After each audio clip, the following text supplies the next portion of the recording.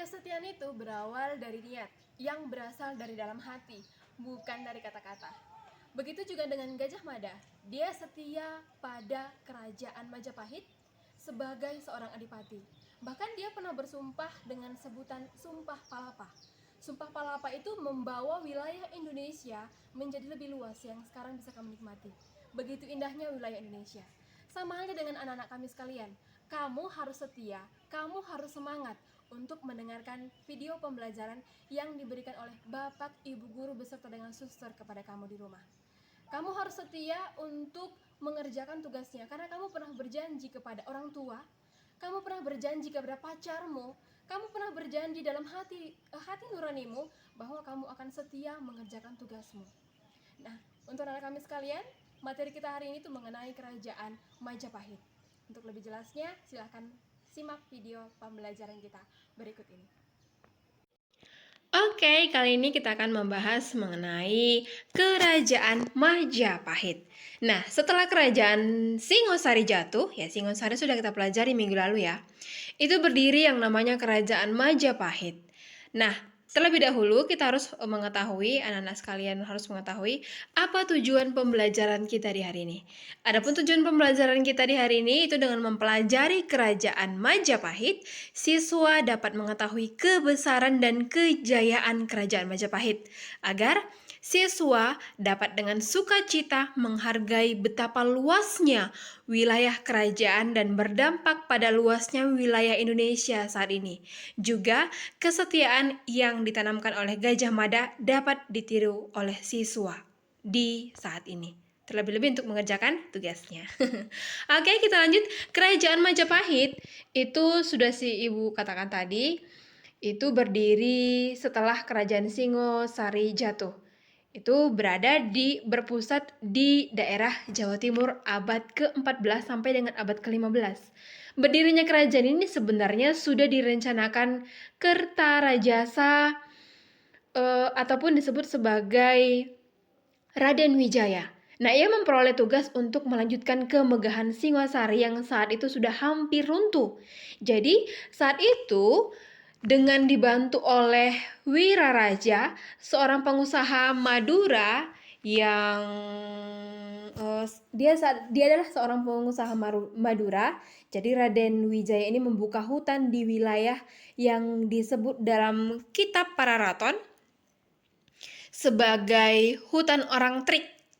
Jadi desa itu dinamai sebagai Majapahit, yang namanya diambil dari buah maja. Jadi yang namanya tadi berasal dari buah maja, yang rasa buah maja ini adalah pahit.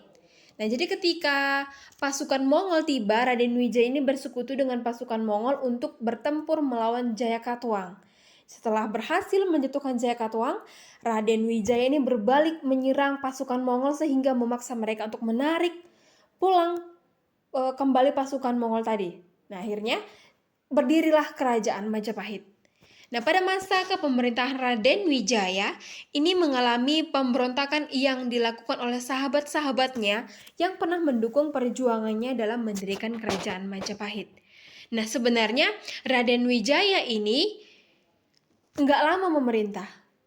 Setelah si Raden Wijaya ini wafat, ia digantikan oleh putranya yang bernama Jayanegara. Nah, Jayanegara dikenal sebagai raja yang kurang bijaksana dan lebih suka bersenang-senang. Akibat dari kondisi inilah yang menyebabkan pembantu-pembantunya juga melakukan pemberontakan. Di antaranya pemberontakan tersebut yang dianggap paling berbahaya itulah pemberontakan Kuti. Saat itu, pasukan Kuti berhasil menduduki ibu kota negara. Dan Jayanegara terpaksa menyingkir ke desa Badender di bawah perlindungan pasukan Bayangkara yang dipimpin oleh Gajah Mada. Akhirnya kemudian Gajah Mada ini kemudian menyusun strategi dan berhasil menghancurkan yang namanya pasukan Kunti yang melawan tadi. Nah, atas jasa-jasa Gajah Mada inilah akhirnya diangkatlah Gajah Mada sebagai Patih Kahuripan. Jadi Patih Kahuripan, selain di Patih Kahuripan dia juga diangkat sebagai Patih Kediri. Nah, sebenarnya kerajaan Majapahit ini penuh dengan intrik politik dari dalam kerajaan itu sendiri. Karena kondisi yang sama juga terjadi menjelang keruntuhan Majapahit. Apalagi pada masa pemerintahan Tribuana Tunggadewi Jaya Wisnuwardani. Dia adalah pembentuk kemegahan kerajaan. Sebenarnya Tribuana ini berkuasa di Majapahit sampai dengan kematian ibunya di tahun 1350.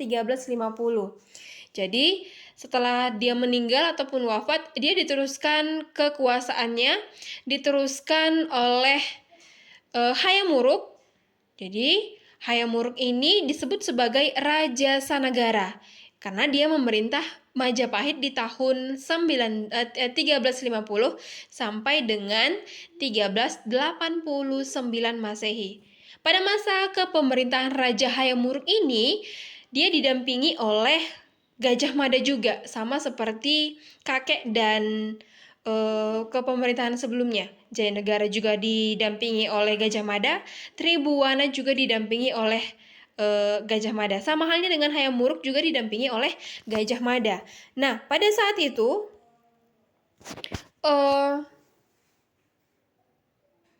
pada masa kepemerintahan Raja Hayam Wuruk itu Patih Gajah Mada dan Patih Gajah Mada ulang deh.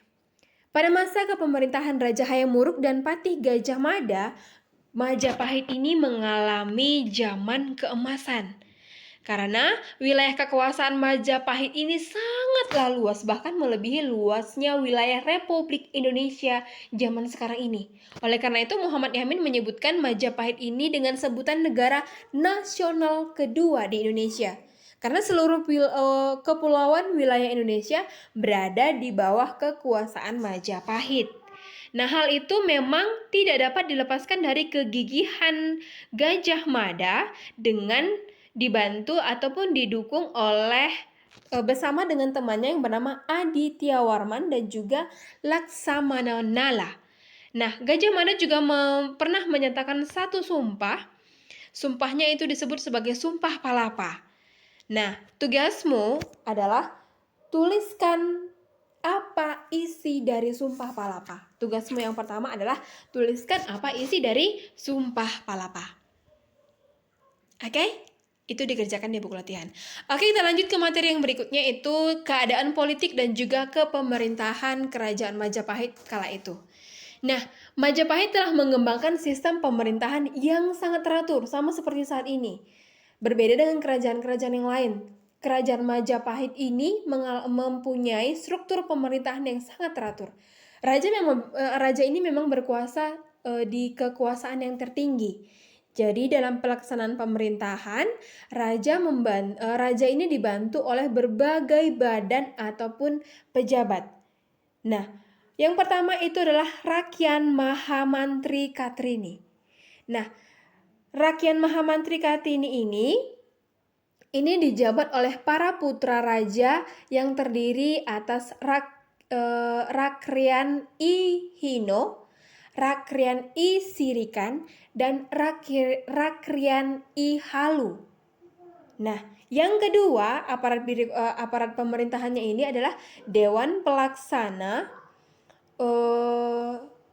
yang terdiri atas Rakyan Mapatih ataupun Patih Mangkabumi,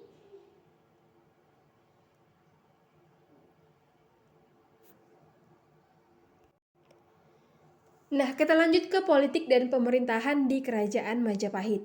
Majapahit telah mengembangkan sistem pemerintahan yang sangat teratur, sama seperti keadaan kepemerintahan yang ada zaman sekarang ini. Itulah lebihnya kerajaan ini. Raja memang berkuasa di kekuasaan yang paling tinggi. Jadi, dalam melaksanaan pemerintahan, raja dibantu oleh berbagai badan ataupun pejabat.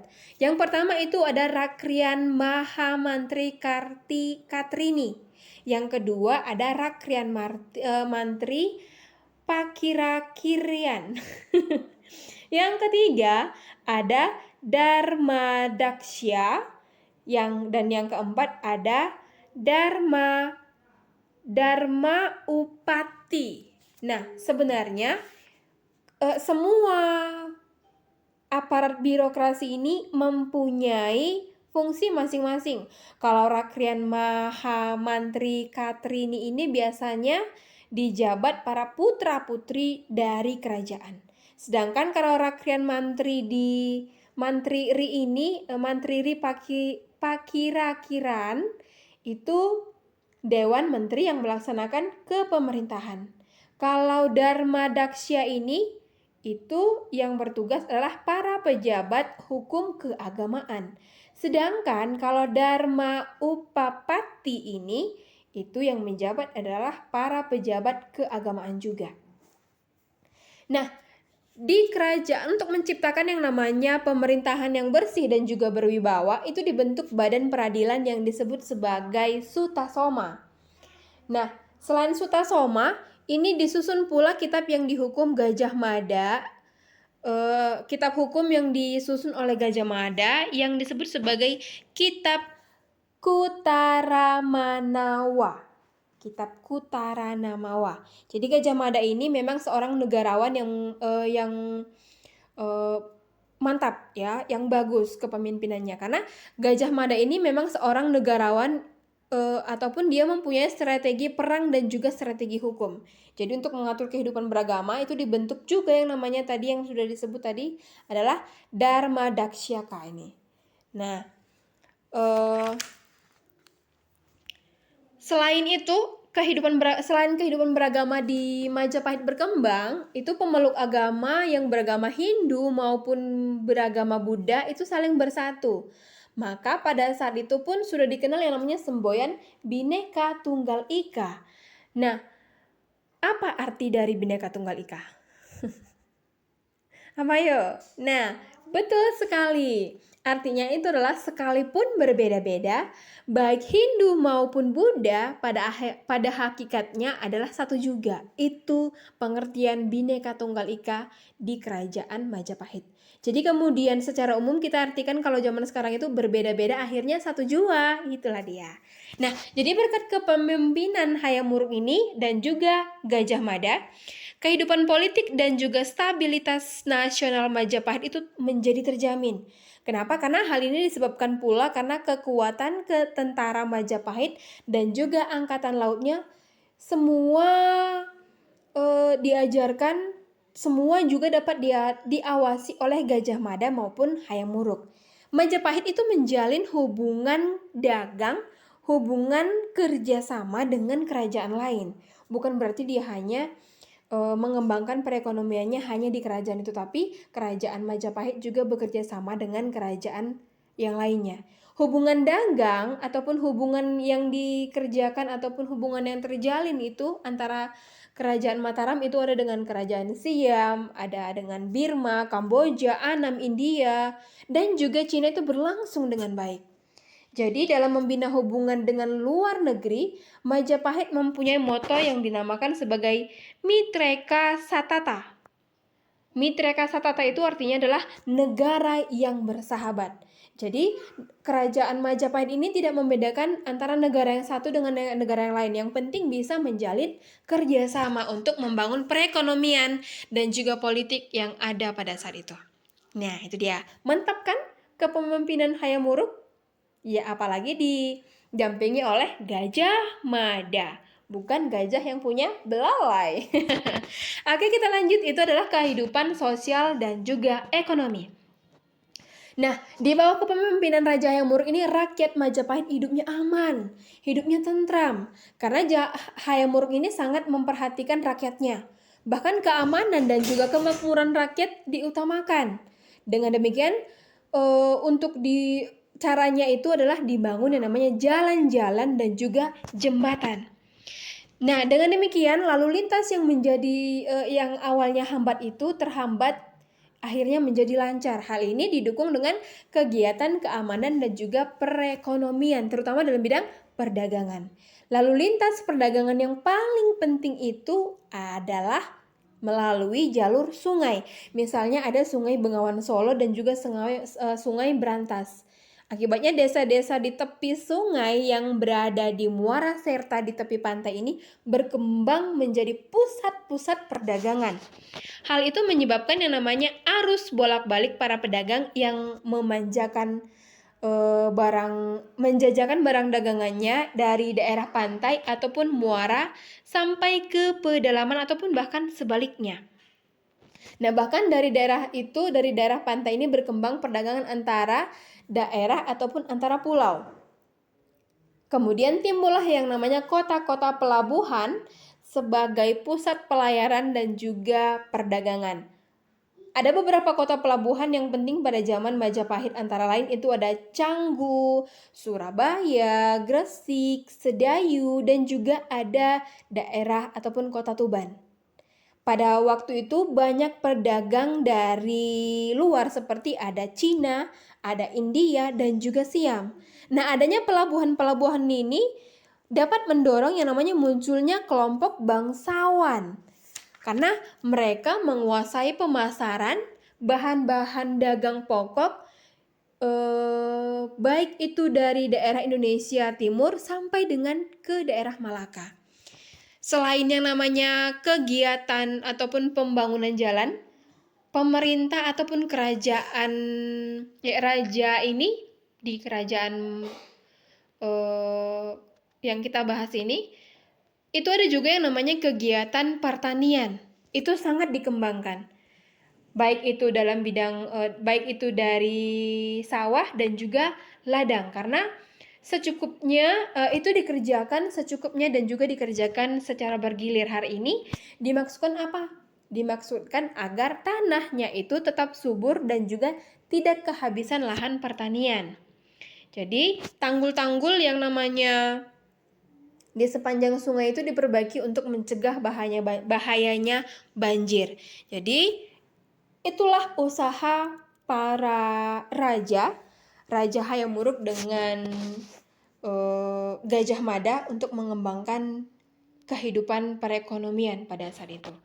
Nah, untuk berikutnya itu adalah perkembangan sastra dan juga budaya. Pada masa kepemerintahan Hayam Wuruk itu dalam bidang sastra mengalami kemajuan. Nah, karya sastra yang paling terkenal pada zaman Majapahit adalah kitab Nagara Kartagama. Kitab ini ditulis oleh Empu Prapanca di tahun 1365 Masehi. Di samping menunjukkan kemajuan dalam bidang sastra, Nagara Kartagama ini juga merupakan sumber sejarah Majapahit.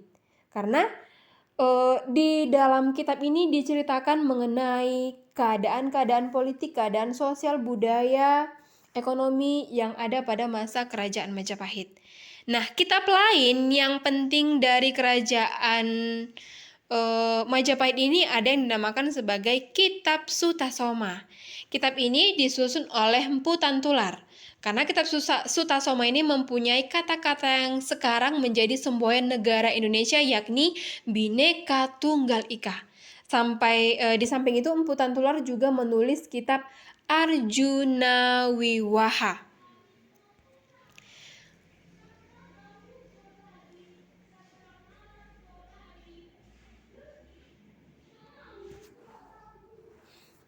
Nah, kita lanjut. Dalam bidang seni bangunan juga berkembang yang namanya banyak bangunan-bangunan seperti candi. Misalnya ada Candi Panataran. Ini dia Candi Panataran. Terus ada Candi Sawentar. Kedua candi ini itu berada di daerah Blitar. Nah, ada lagi candi yang berada di daerah Kediri. Itu dinamakan sebagai Candi Tigawangi dan juga Candi Surawana. Nah, serta ada satu lagi candi yang bernama Candi Tikus. Candi Tikus ini bukan tikus got, tapi Candi Tikus yang berada di daerah Trowulan. Nah, keruntuhan kerajaan Majapahit ini disebabkan Arjuna.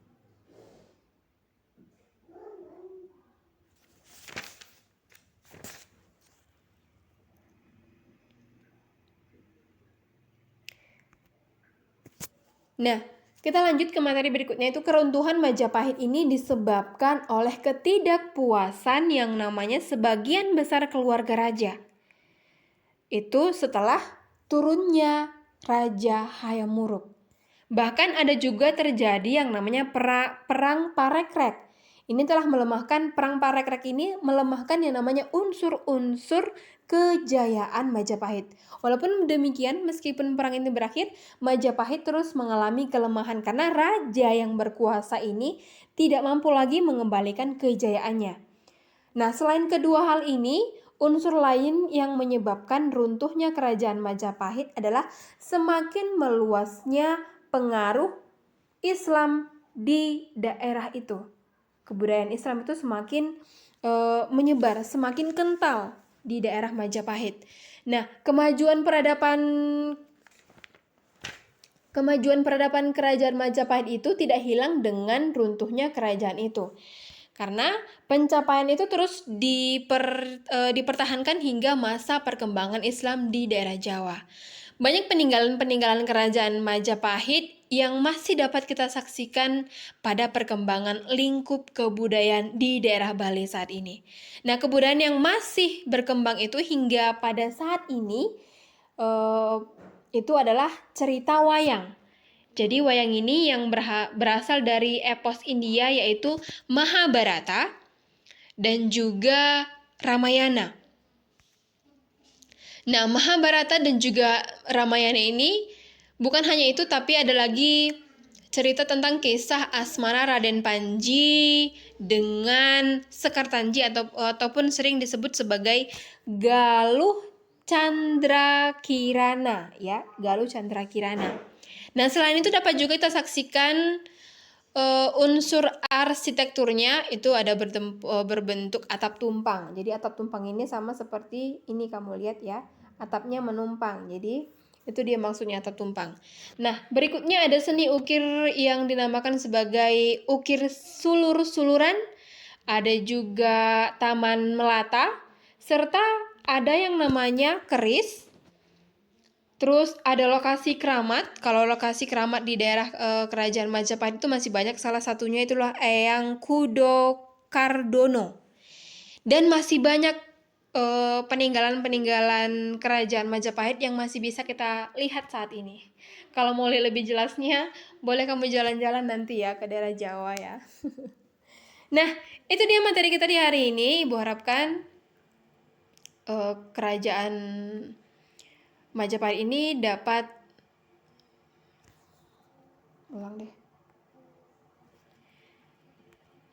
Nah, itu saja materi kita di hari ini mengenai kerajaan Mataram kuno. Silakan kerjakan tugasnya, lengkapi catatannya. Kalau tugas di buku tugas, kalau catatan di buku catatan.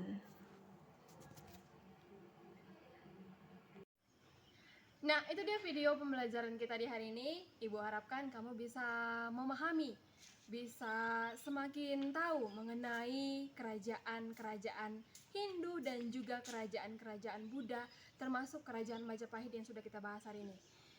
Silakan kerjakan tugasnya, selesaikan catatannya. Ingat, di bulan ini juga kita pasti ketemu di sekolah, jadi lengkapi catatannya. Tetap jaga jarak, jaga kesehatan. Salam SFD. Semangat! Fraternitas Dina.